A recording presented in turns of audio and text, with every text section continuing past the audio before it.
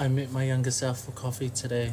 It wasn't at a cafe or anywhere fancy. I was back in my childhood home, inside the four walls I grew up in. Immediately, my ears tuned into Islands in the Stream by Kenny Rogers and Dolly Parton blasting away on my dad's 60-year-old sound system. I could hear mum and dad singing away, naive to the outside world, transfixed in their bubble of drinking, something that my 17-year-old self had since become accustomed to. He was crashed out in the lounge that he had turned into his makeshift bedroom, sleeping away, stoned out of his brains. Next to him, an empty chop bowl and bong sitting on the side of his bed on the floor. A musty stench of marijuana and the odour of stale bong water fill the air as it looks like it's recently been used. Addiction had managed to latch onto us from quite an early age. It was hard to see again. I woke him up and we left for coffee. If this had played out any other way, he would have been 30 minutes late and I would have been 10 minutes early. Back then, we both know that he wouldn't have even been able to text to let me know that he would have been late either. Communication is something we have always struggled with. Driving through my childhood hometown felt peaceful. We pulled up at one of his favourite spots, Starbucks in Napier. I could see that once we both walked in, he was awkward and anxious, possibly because the night prior must have been really hard on him. I know that it wasn't just the night prior though, but many nights before that as well. I couldn't help but notice the bags under his eyes and the worry that would shadow through the emotions he would show on his face. All this burden and responsibility on his shoulders, and he was only 17. We sat down at the table and ordered. He ordered a hot chocolate with marshmallows and I ordered a soy mocha with marshmallows. Even after 10 years, we would still love the taste of chocolate, but due to the highs and lows of life, I needed to incorporate some caffeine into the equation to help navigate through living and working in stressful situations. Once I could see that his anxiety was starting to ease and he had become more comfortable, he leaned in and asked, "Why are we going through this? Does Mum ever get better? It's breaking my heart to see her suffering in pain. What happens to us?" I tell him, "I promise it will all be okay. Even though you might not want to hear this right now, it gets so much worse before it gets better. I know it sounds scary, but I promise you that you will learn so much about yourself. You will discover hidden strengths within you that beforehand you never thought you could muster." He rolls his eyes.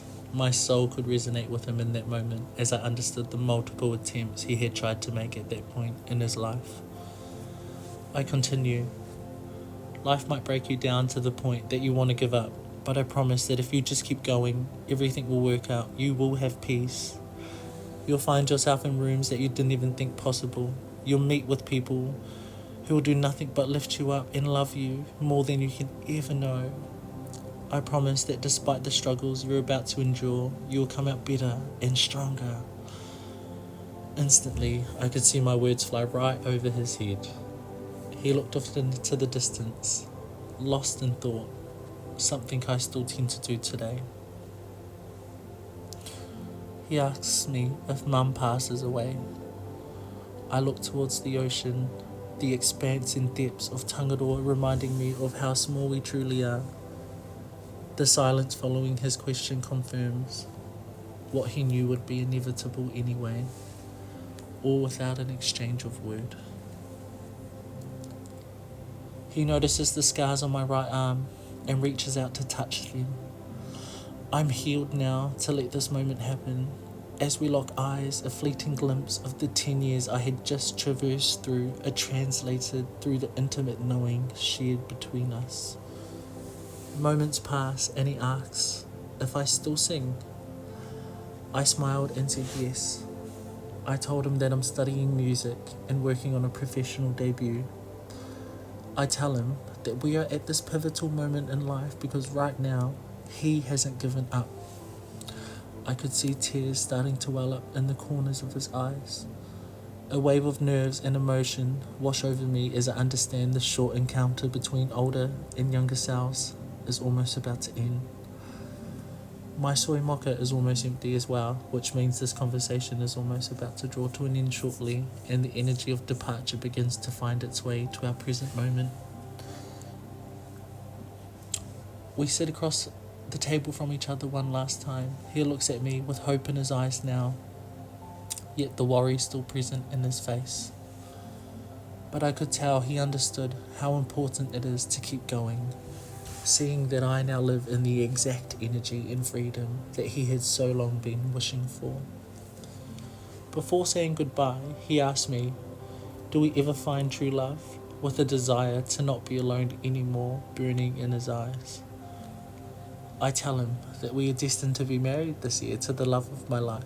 He saves us and heals us and shows us love that we could only ever dream of. As the tears begin to fall, we begin to make our way out and I drop him off home. As we say our goodbyes and we embrace for the last time, I can still hear Mum and Dad singing away in the kitchen, drunk but crazy in love.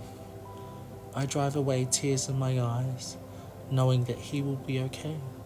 He will overcome demons, addictions, obstacles that hold us back, and he'll be just fine. By the grace of divine timing, as I turn the corner and click on the radio, I hear islands in the stream, that is what we are. No one in between, how can we be wrong?